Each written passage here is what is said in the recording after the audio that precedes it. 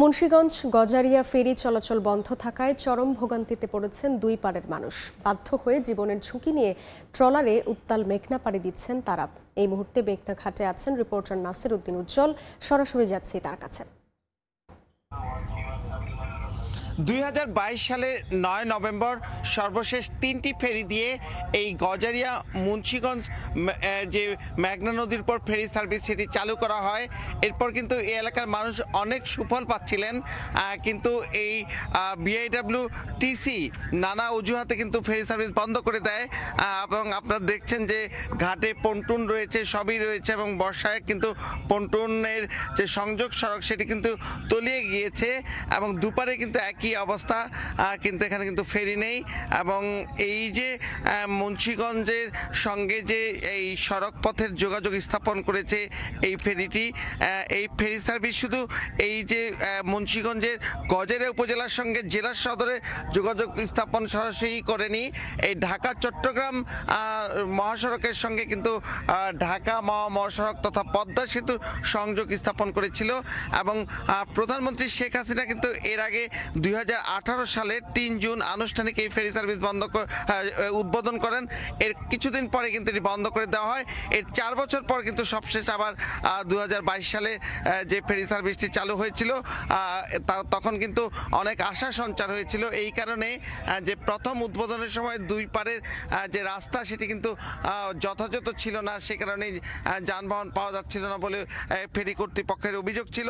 সে কারণে কিন্তু 12 কিলোমিটার রাস্তার যে প্রশস্ত এবং আধুনিকায়ন করা হয়। এখন কিন্তু যানবাহন প্রচুর চলাচল করছিল, কিন্তু এরপরেও যে খোঁড়া যুক্তিতে ফেরি বন্ধ করে দেওয়া হয়, তারা বলছিলেন যে তাদের যে ব্যয় সে অনুযায়ী আয় হচ্ছিল না, এরকম অজুহাতে কিন্তু এটি বন্ধ করে দেওয়া হয়। এতে এই মুন্সিগঞ্জের সাথে যে গজারিয়া উপজেলা, সেই উপজেলাটি প্রশাসনিক কর্মকাণ্ড ছাড়াও হাজার হাজার মানুষের কিন্তু দুর্ভোগ পোহাতে হচ্ছে।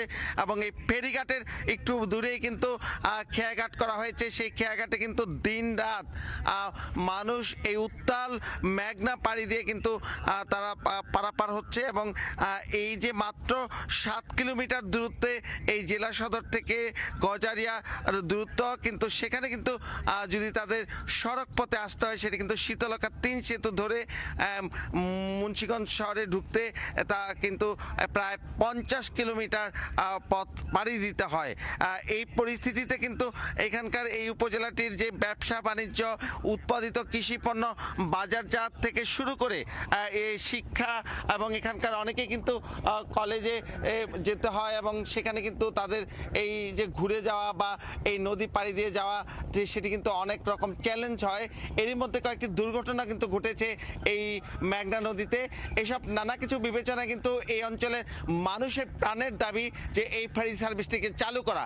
একই সঙ্গে কিন্তু এখানে সেতু নির্মাণেরও কিন্তু উদ্যোগ নেওয়া হয়েছে এবং এরই মধ্যে কিন্তু সার্ভে সম্পন্ন হয়েছে। এসব নানা কিছু বিবেচনা কারণে যে সেতু না হওয়া পর্যন্ত এই ফেরি সার্ভিসটি চালু করার দাবি জানিয়েছেন স্থানীয়রা। এই ছিল আমার কাছে মুন্সিগঞ্জ গজারিয়া ফেরি সার্ভিসের সবশেষ।